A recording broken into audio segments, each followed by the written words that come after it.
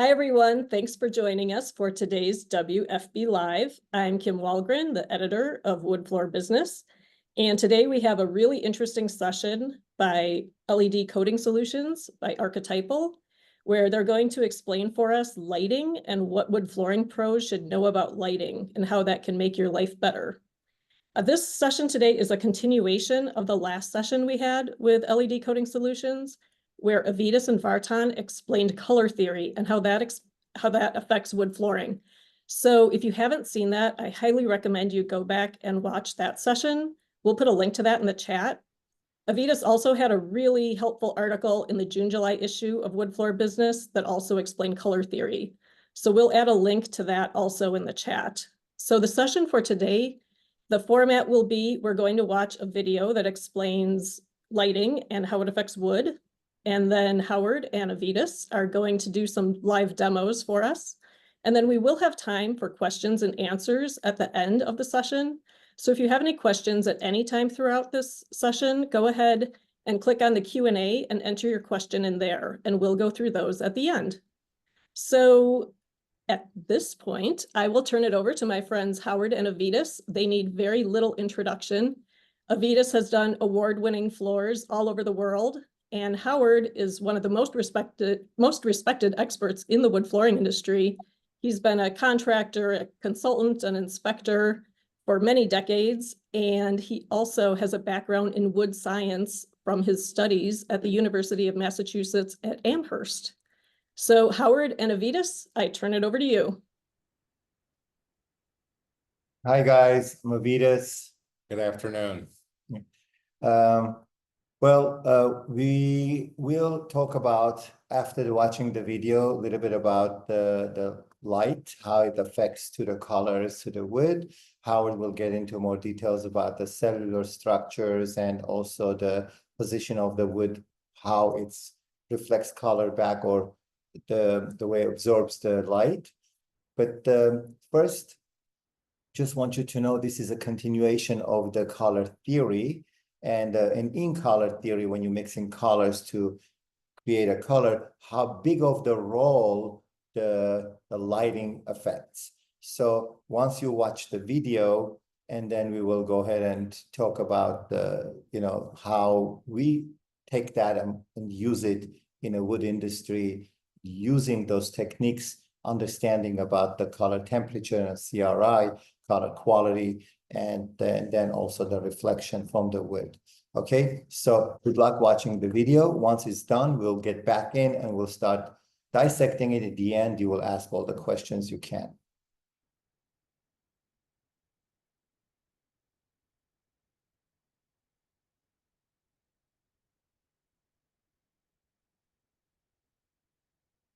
Now that you've got some color theory under your belt, and before we get to CRI, let's learn about color temperature.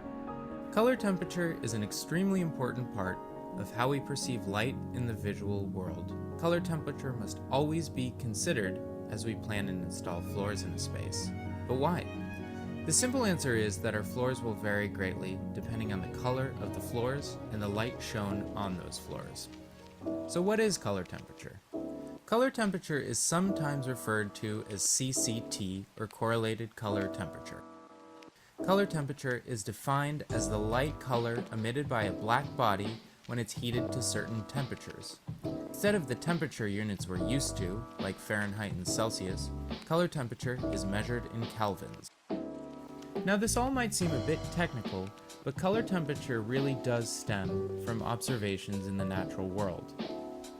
Most likely, you see all of these light sources pretty frequently, if not every day. Each generates a very different color temperature and has a specific Kelvin number as a result. The lower the Kelvin number, the warmer the light source is. The higher the Kelvin number, the cooler the light source is, or more on the blue spectrum. A great way to take this learning further is by getting a color temperature app for your phone. The Light Spectrum Pro app allows you to quickly get Kelvin readings on a light source while also displaying the color spectrum of the light source as well. Now let's talk about how this all relates to floors. Different types of wood naturally have a variety of different colors. And then, depending on the color of our oil, we can get wildly different color results. Let's look at a small sample of a walnut floor lit at 2600 Kelvin. Walnut is often dark and usually falls in our warmer spectrum with natural browns and yellows. But watch how much our color changes with different color temperatures. As you can see, the wood takes on such different qualities as we go from a warm light source to a cool one. The color becomes much more gray and washed out and starts to fall more and more on the cooler end of our color spectrum. So what does this mean? Unless you're in a dark room with the lights always on, the color of the floor is going to shift a little bit throughout the day.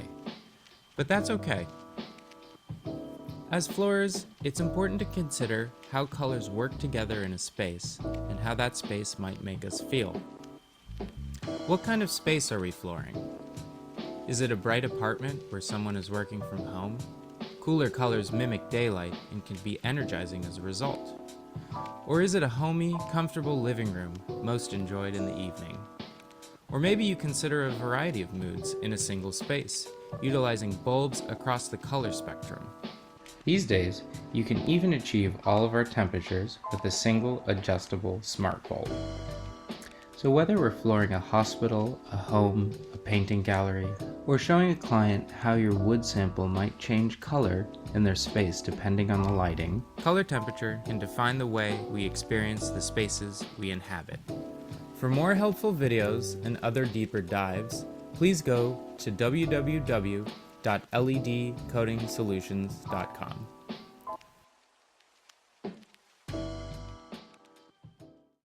Now that we've explored color theory and color temperature, let's talk about the last variable in our color study, CRI. Ever wonder why color looks so different under different types of light sources? The answer might seem obvious: the color of the light, the intensity of the light. And while these variables do play a part, there is another measure of light that most accurately determines color, and that is CRI. CRI stands for Color Rendering Index and is defined as a light source's ability to accurately display color in comparison to a natural and standard light source. 100 CRI is the value given to daylight and our most accurate measure of color. This sounds technical, but it's actually a very simple concept. Let's break it down. CRI is generally measured from 0 to 100, with 100 being our highest value, but there technically is no lower limit. A light CRI value is its R value, which, in short, is calculated by averaging a light source's ability to reflect these colors accurately. These colors represent a wide spectrum of hues that we encounter often in the visual world. The individual R numbers are calculated by comparing the colors to a light source with 100 CRI. Okay, that's a lot of info. Let's do a sample test. There are some highly technical equations that help us calculate our CRI value, but let's just go with the simple route.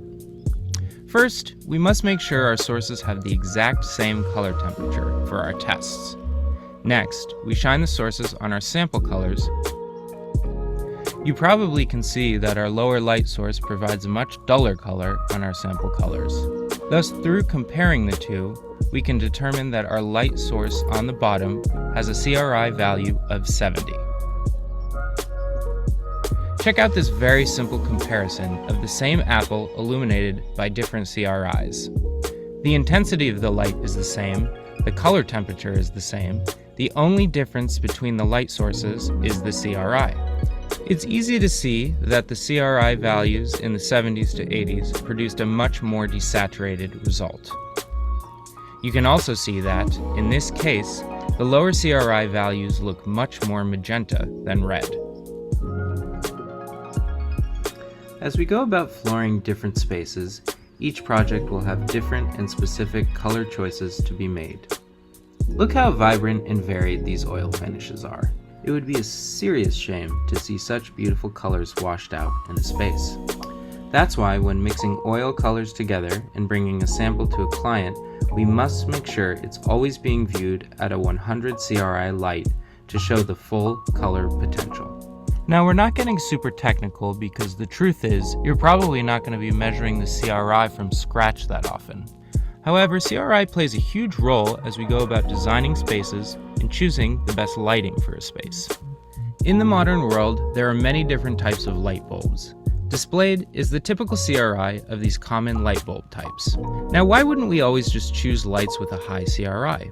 Of course, this would be ideal, but we must consider cost, energy efficiency, and application of these lights. Now, note that these values are bound to fluctuate a bit. It's pretty easy to tell that the best overall light, which is quickly becoming the norm, is the LED light. Fluorescent lights are still used for their cost-effective, high light output, while sodium bulbs are mostly used for outdoor night lighting, like a street lamp. However, sodium bulbs are not the most eco-conscious, and slowly being replaced by LED bulbs as well. Now the truth is LED can now get up to 100 CRI, but are still very expensive for 100 CRI bulbs. For the time being, incandescent bulbs may be our most cost-effective tools for color accuracy. 100 CRI is often used in painting galleries, retail, or any space where color is extremely important for the viewer. To mimic daylight safely, 100 CRI is used in the incubators of newborns to get them used to true light cycles throughout the day. Most indoor residential spaces use incandescent or LED lights, while factories, supermarkets, and other commercial spaces often use long fluorescent bulbs. Lastly, the sodium bulbs are really only used outside in a utilitarian way to light streets and landscaping at night for safety or aesthetics. As you can see, CRI has many uses, especially for floorers.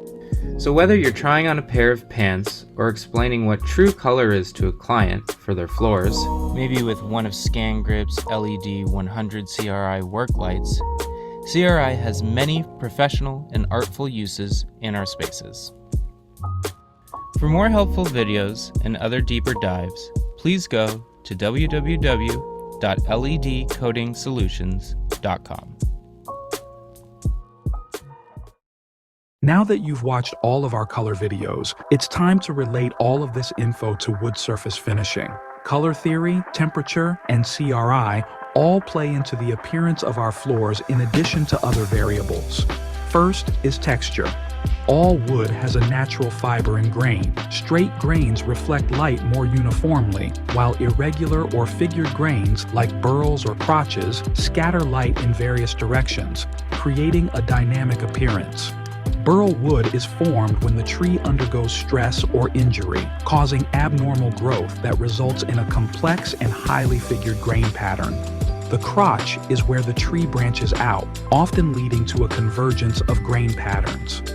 The next factor in our floor's appearance is the natural oils and resins of the woods, resulting from the wood's density. These substances can create a glossy finish that amplifies the wood's natural colors and patterns. Our next variable that affects wood appearance is the type of finish used, like varnish, oil, wax. A glossy finish increases light reflectivity, enhancing the wood's natural colors and grain patterns.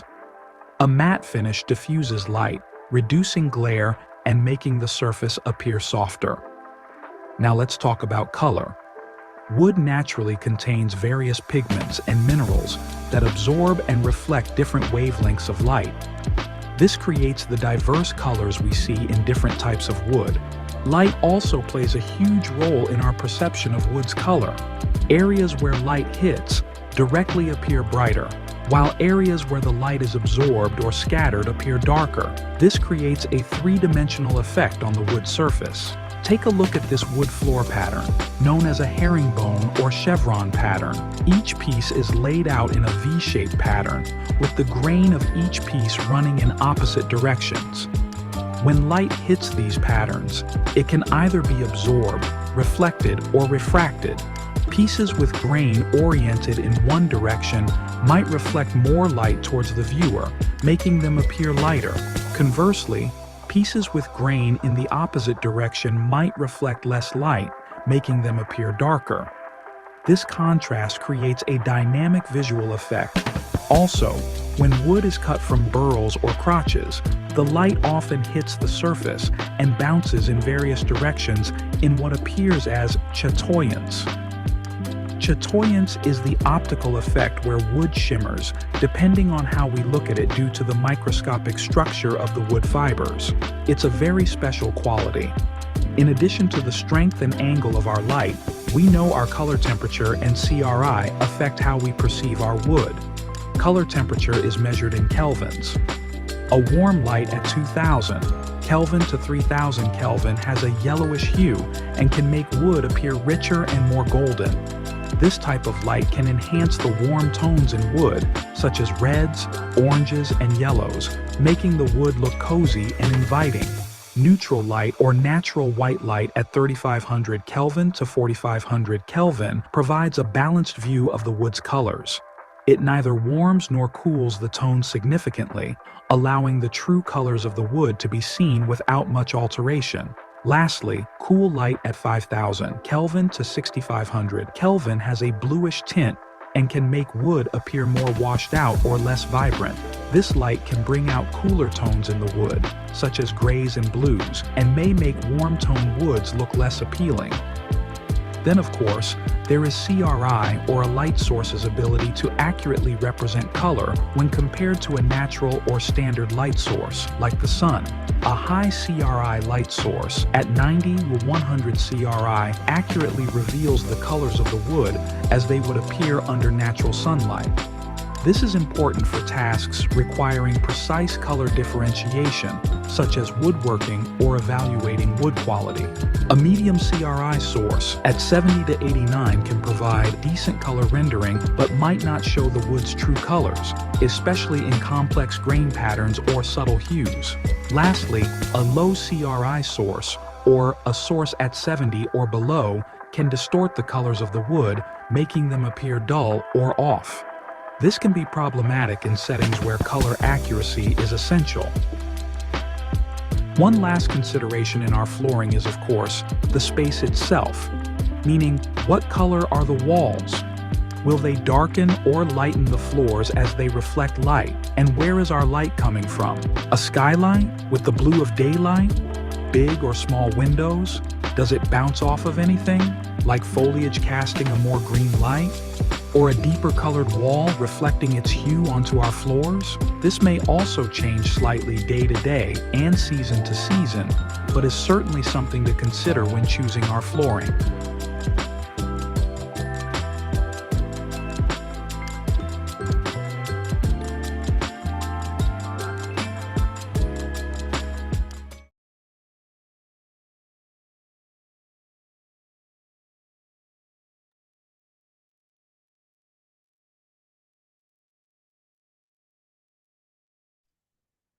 Hi guys, I hope you liked the video. So basically we have Kelvin, which is the temperature. It's the color of the light. And also we have CRI, which is the quality of the light. The higher the CRI, more Mother Nature, the sunlight, you're getting closer to that. So basically daylight, sunlight, it is the 100 CRI, and everybody today will produce a bulbs that, you know, highest number closer to 100. So if you want to see a true color of something, you need to be closer to 100 CRI. So the quality bulb. Today you can buy a lights that when you're making color samples, like scan grip, this is very high in CRI.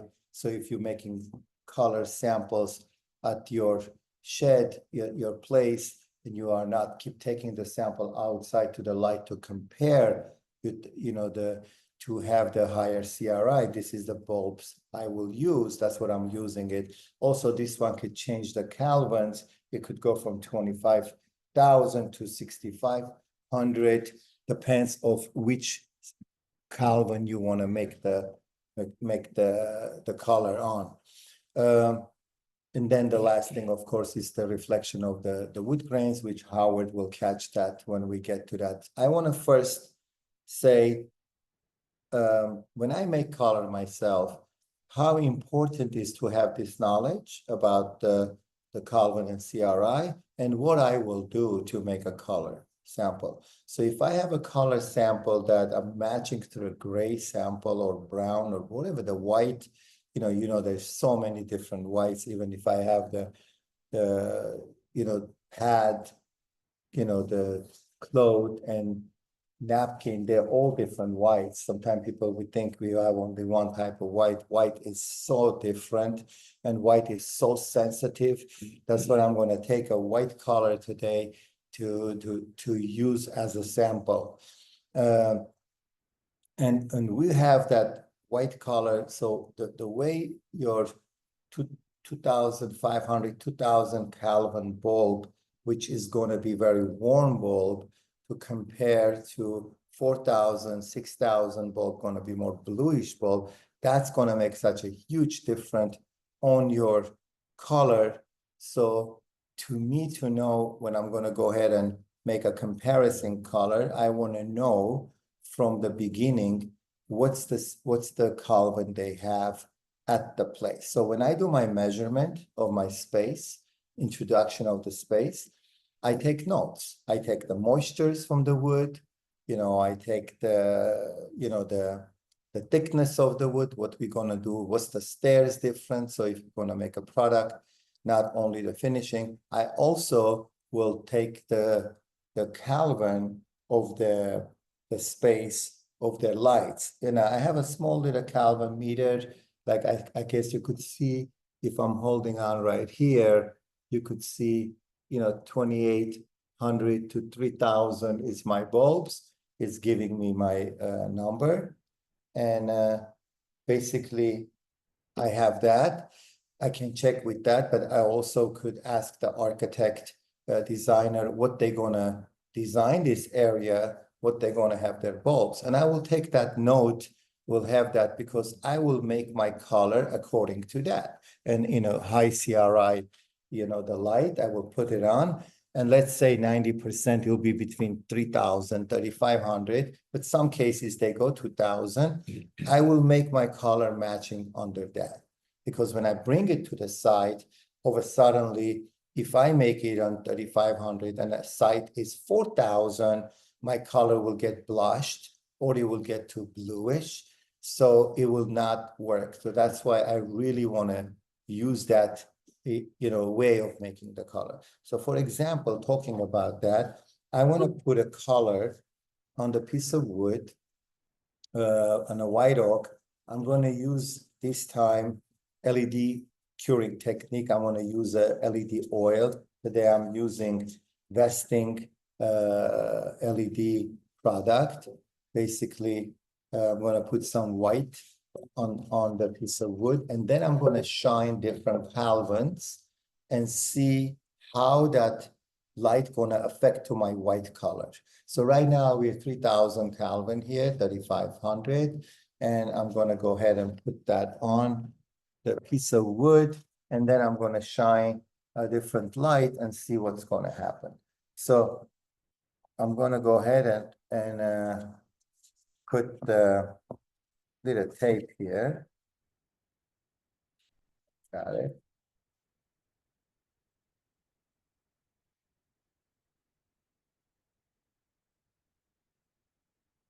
Okay. So this is a Vesting LED oil, ultra white. So here I am. I'm going to applicate it with the red pad. Just burnish it on.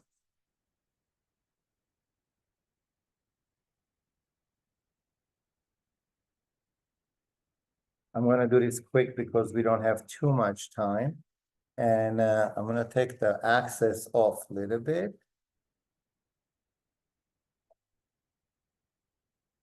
And then I'm going to finish it up with the white pad.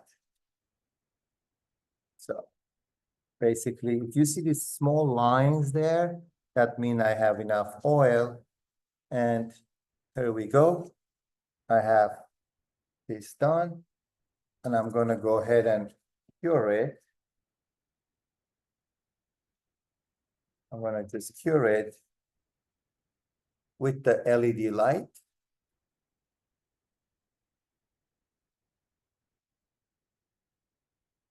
How is that, Howard? Is it dry?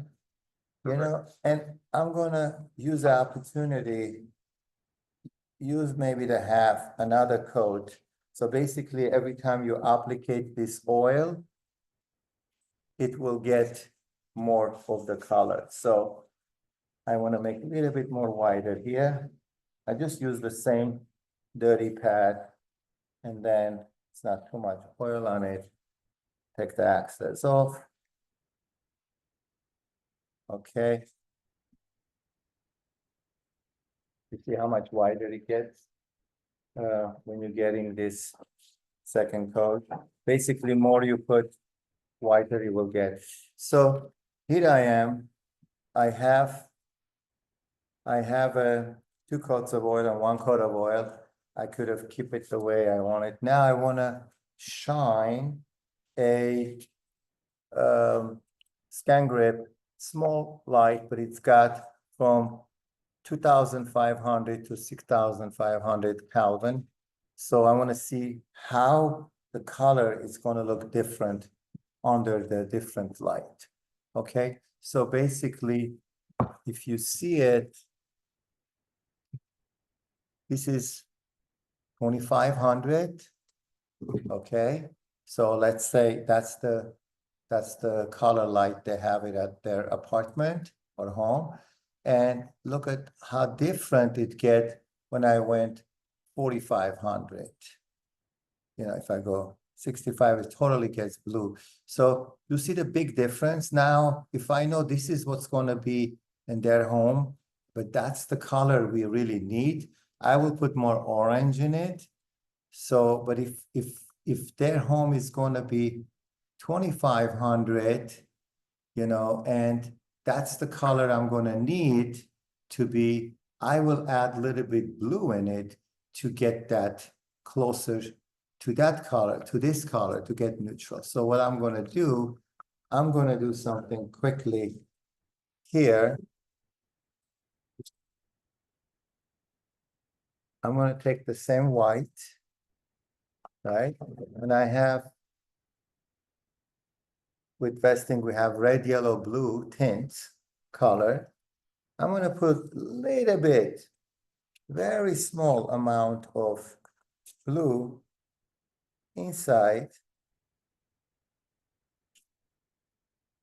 As you see, I'm breaking this color a little bit more bluish.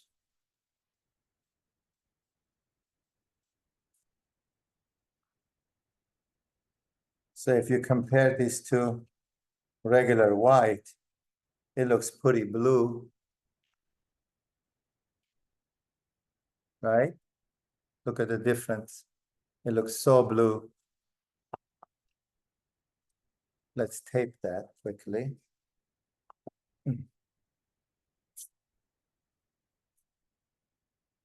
Okay. Okay.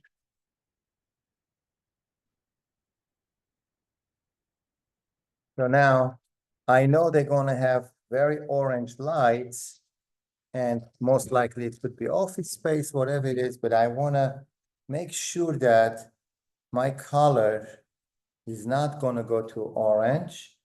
I am going to use a little blue inside.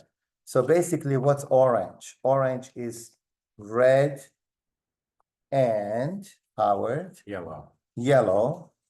So the blue is my third color. So if I use blue, I can neutralize that orange light hitting it, and I can get it that to just the standard, beautiful standard, a white. Okay, so take the access off. Go to the next pad. Okay, now you could see the difference between these two. I will add a little bit more blue maybe, huh, Howard? Yeah. Or not. We'll add a little bit more blue.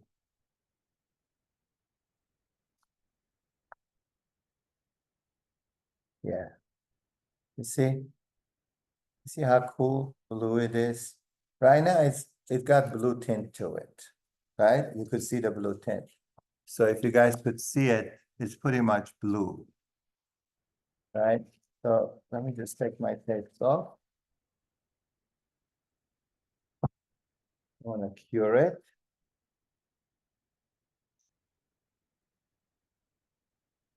So basically, you could see how blue this is next to that.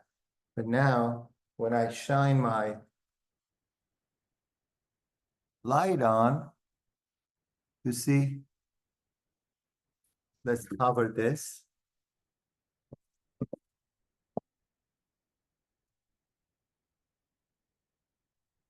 You see now, that turns almost neutral, like this is blue, like this is a neutral white. But if I will go bluer light, cooler light, it's gonna go bad. But remember, our light at home was very orangey. That's why I had blue in there and I killed that orange. So basically, I just did something reverse. Instead of changing the bulbs because they want their bulbs, 2000, I made my white a little cooler so that orange color neutralize it with my blue. So basically that's what I did. So one of the things, the Calvin, it can be also, the Calvin, it could be also filtered or neutralized with the walls. So like you see over there, the walls, they were red. So, if you have a blue light hitting to the red, you're killing that blue, and then your reflection to the floor, it's different. So all this color theory, red, yellow, blue, the way interact with the Calvin and wall or greens outside or winter, summer reflection from white to green, or autumn, orange trees, that really all of them, the light reflection changes, the look of your final surface. But thank God you can adjust bulbs, or also you can adjust pigments in the color to know what bulbs you're working with.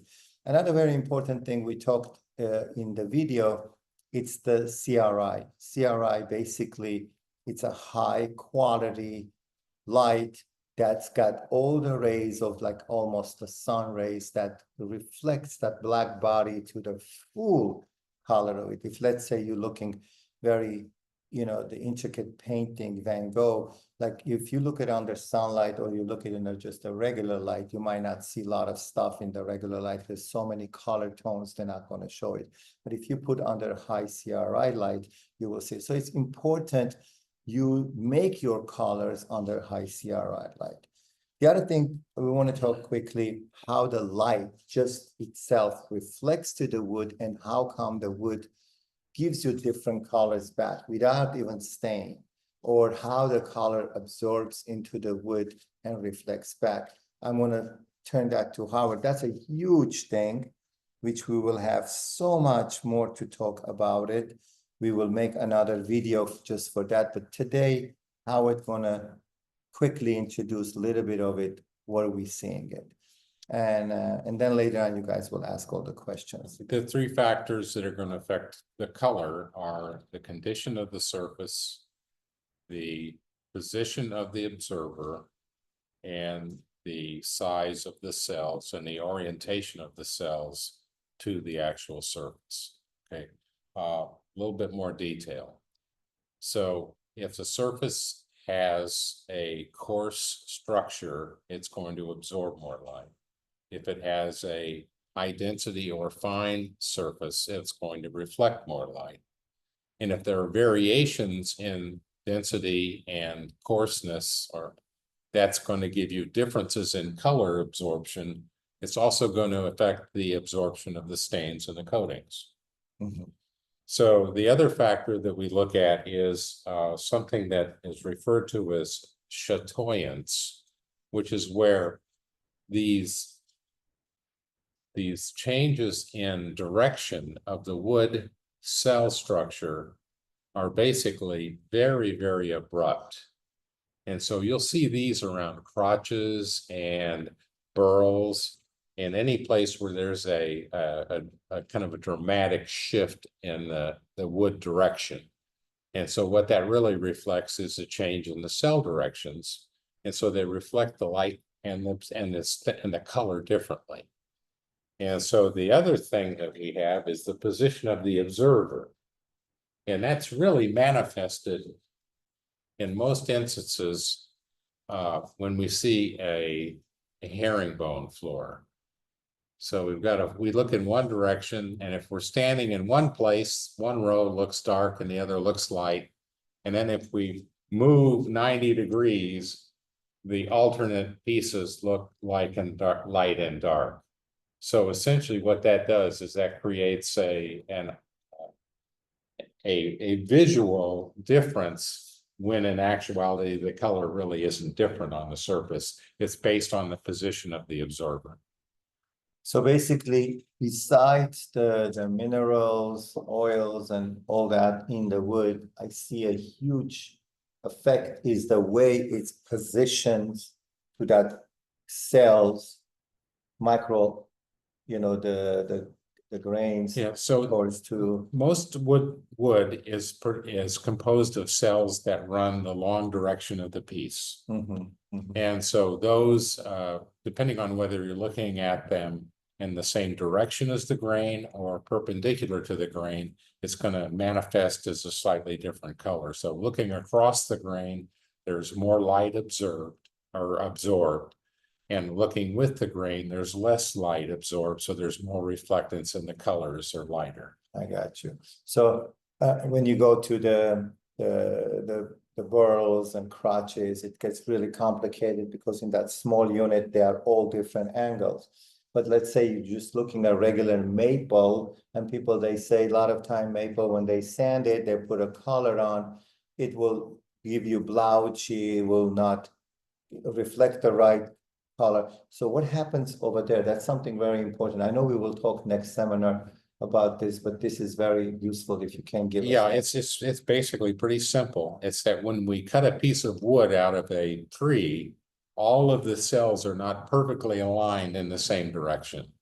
So as we cut that piece of wood and we cut across the cells, some of them are aligned absolutely perfectly to the surface, and some of them are cut through at a slight angle, which exposes the interior of the cell, which is empty.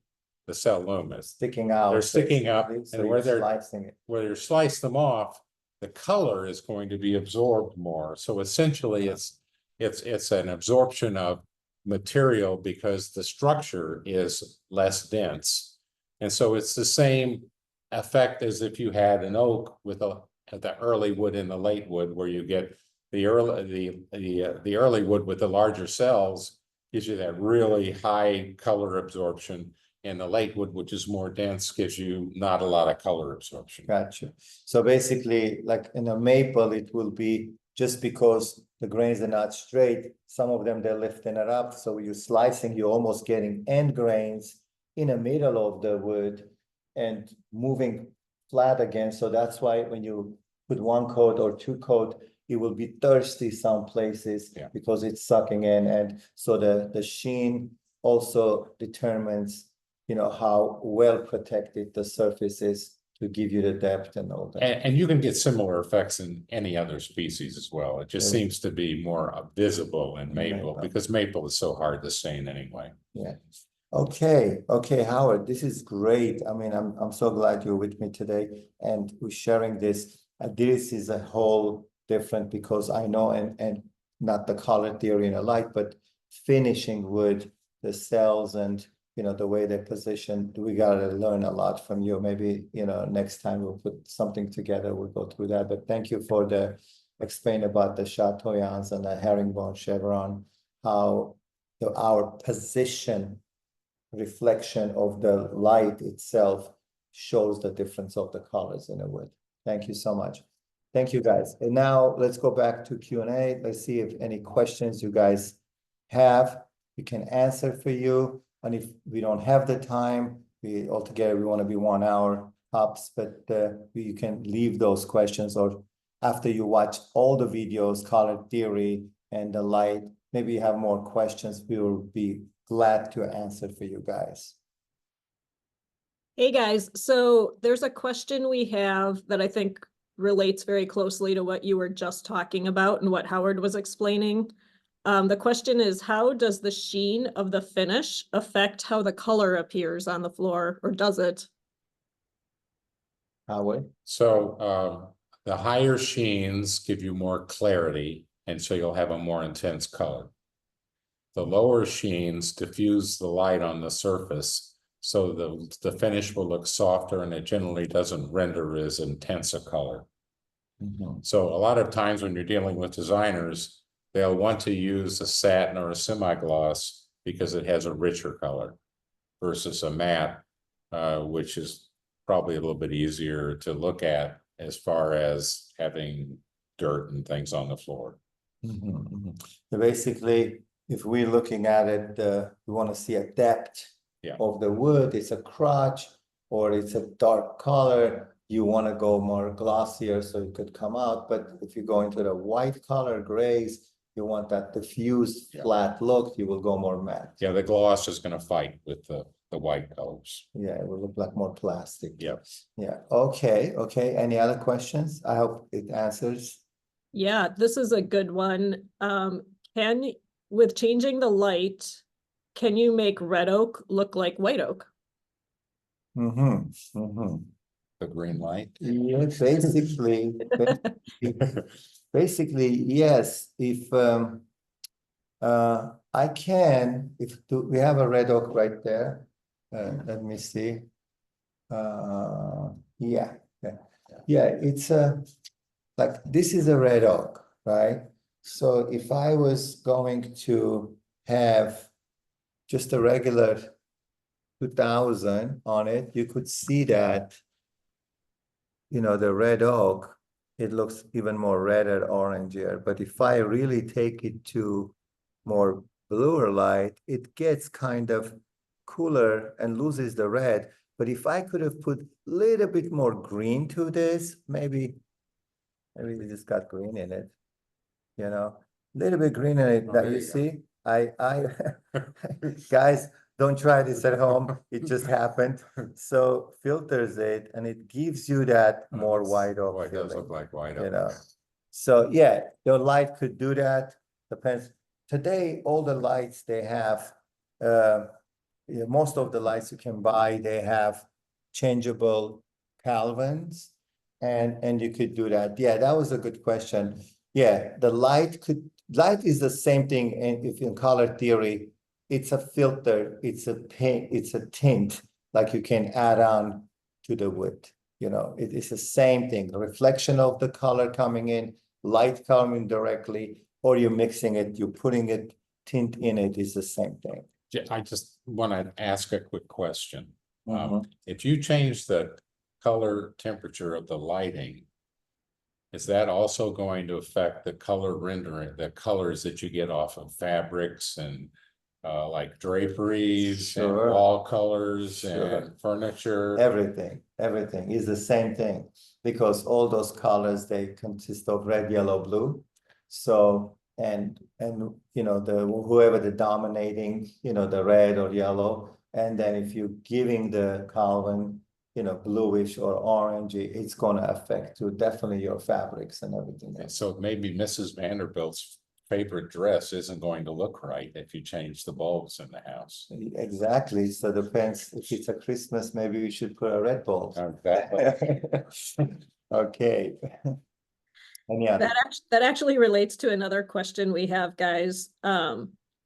And this also reminds me of a story you've told before, Avedis. I've seen when you're teaching, you've talked about like situations before where the color of the floor they thought was a little off and you fixed it by changing the lighting. So maybe you can also tell that story. The question is, what if I change the bulbs and the color is still off? Or like, what if the customer won't let you change the bulbs? What do you do?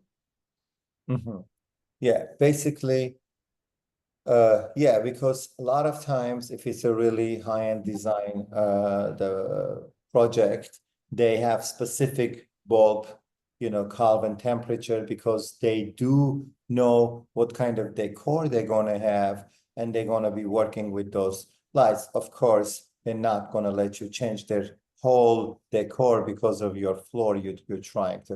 But the incident I had, they were not, rhythm their lighting. They were like, some of them 35, some of them 4,000, and there were a couple 2,000, so it was all mixed up.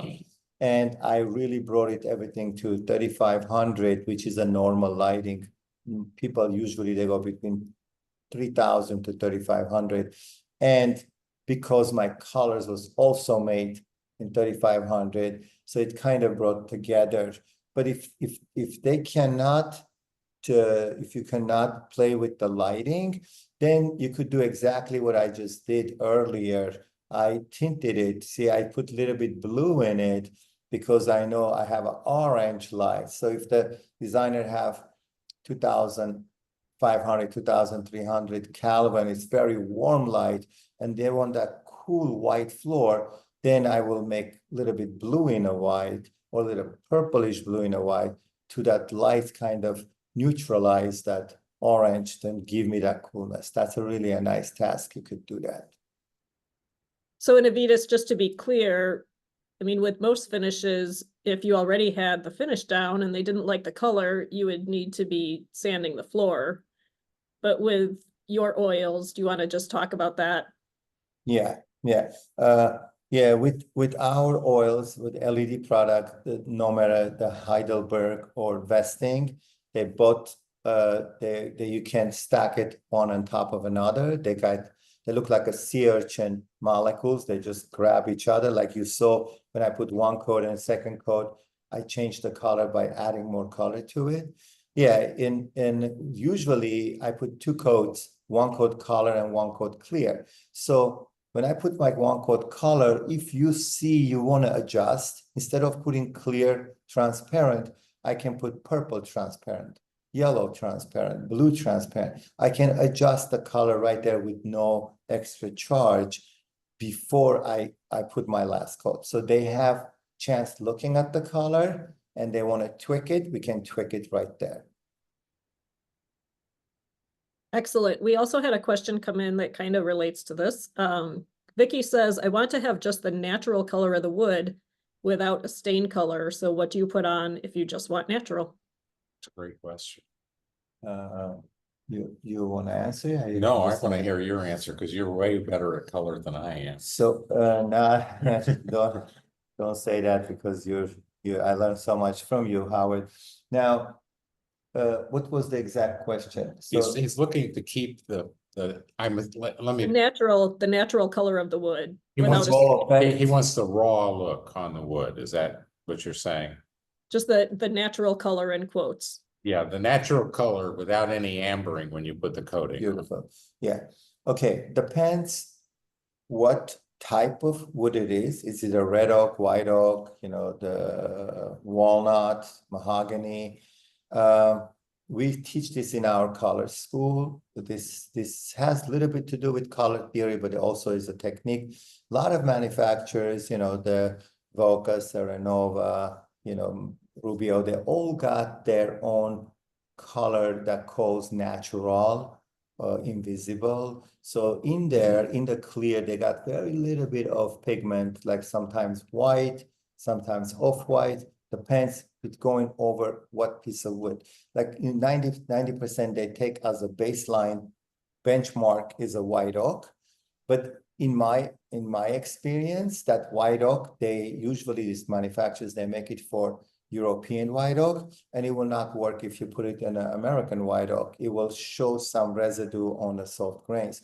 So what I will do, for instance, I will take that soft grain right now. I will see that color, what I have in a soft grain. I will put in the clear enough color to be that color.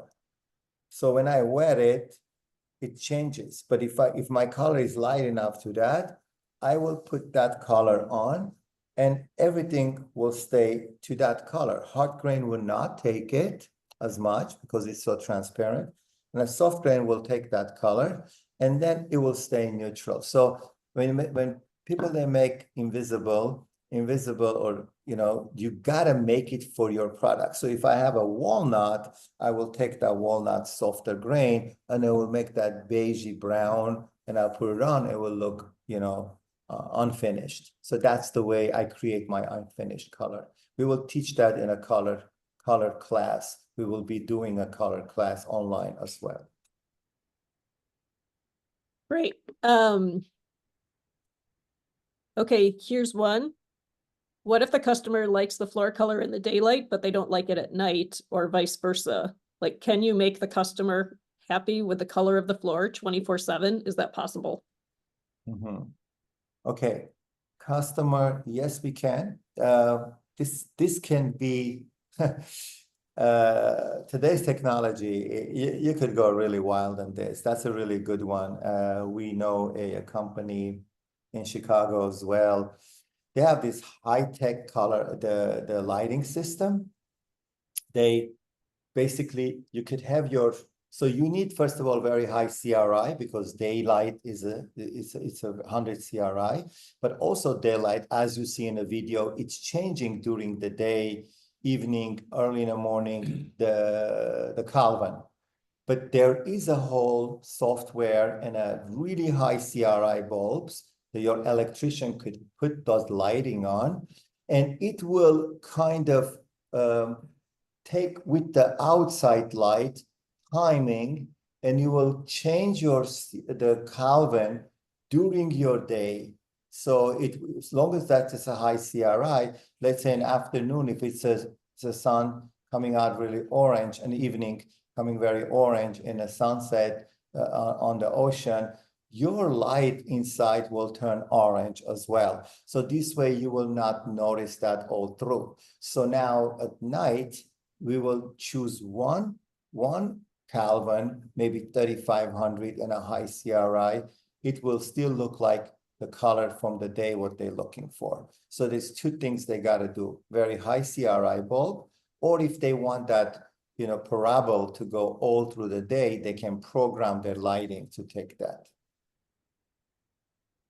That is really cool. Oh, that's cool. Yeah. It's really neat because I don't think anyone's ever taught this before in the wood flooring industry, and you can just see how knowing about this can really make your life better as a wood flooring pro. Well, it changes your level of being a professional. It's a huge, especially grays, they will look totally different, little bit, different on a Kelvin. It's a huge thing, Excellent. Well, I think that's all the questions that came in so far. Is there anything else you guys wanted to add as we wrap this up? Well, Howard, if you have any questions to me, you can ask me what's any importance that we didn't touch. I don't know. And well, I personally I think it's groundbreaking to get the understanding that if you take the stain color from that open grain and match it, and then stain the floor and then overcoat it, that's going to capture that natural color. Yeah. I mean, that is really cool. That all these raw finishes, they're the ones I've seen typically look like they have a little orange in them.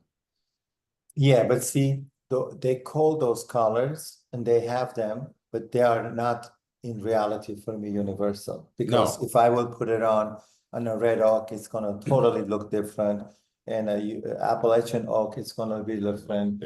The European oak is going to be. So I will tweak that color, which is very easy. You've been in my color class. Yeah. It's very easy to tweak that color right there. And then you put it on and you have like untouched wood. And that's the effect you're going to get. Also the sheen level, you want to be very, very matte. Yeah. So you don't have a sheen that brings other colors from the wood. So now here's a more difficult question. Oh, okay. You ready? I want easy one from the audience, that's from you. So you have a typical American white oak floor. Okay. And as you know, our American white oak varies greatly in color.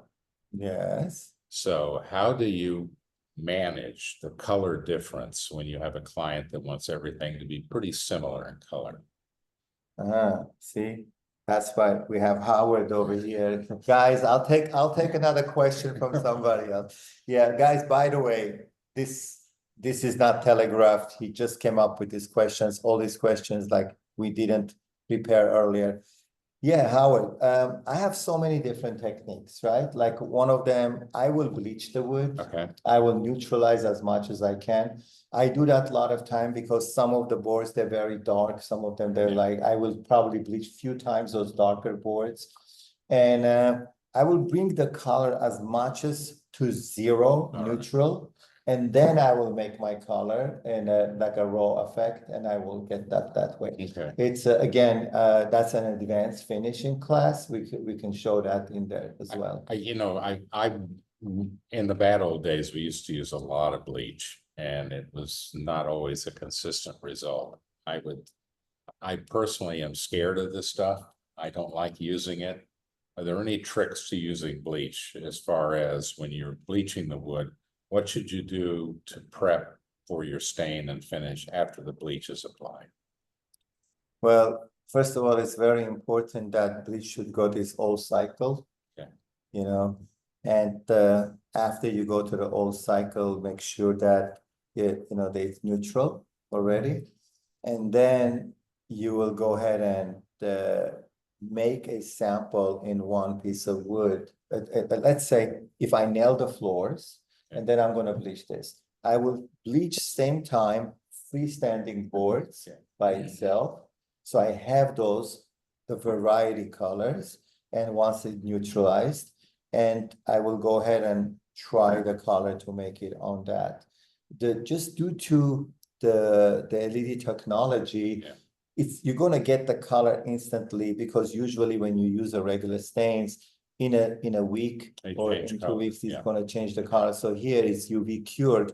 You see the color exactly what it is, and then it's not going to change. And also, just a little tip, when you're using a bleach, if I'm going to make a black color, right, or a dark brown, something like this, right, and a lot of times sunlight bleaches the finish. I will probably bleach the hell out of this wood so many times, then I will make a black or a dark brown, because my pigments, they are synthetic. They're not going to change my color pigments, especially Vesting got the best pigments. They're made from oxides, and they are not going to change the color, but the wood itself, it can start turning orange.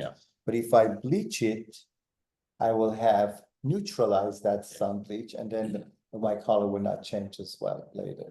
So don't worry about the bleach too much. I think it could be really helpful as well. Excellent. So before Howard can ask more extremely complicated questions, we are at the end of our time for our session. So if people have questions after this, feel free to email them to us, and we will make sure they get to Avedis to be answered directly to you.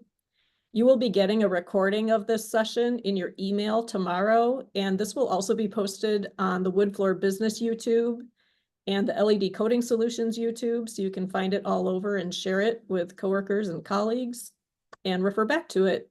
So Avedis and Howard, thank you so much for sharing all your knowledge with us today. This has been fantastic.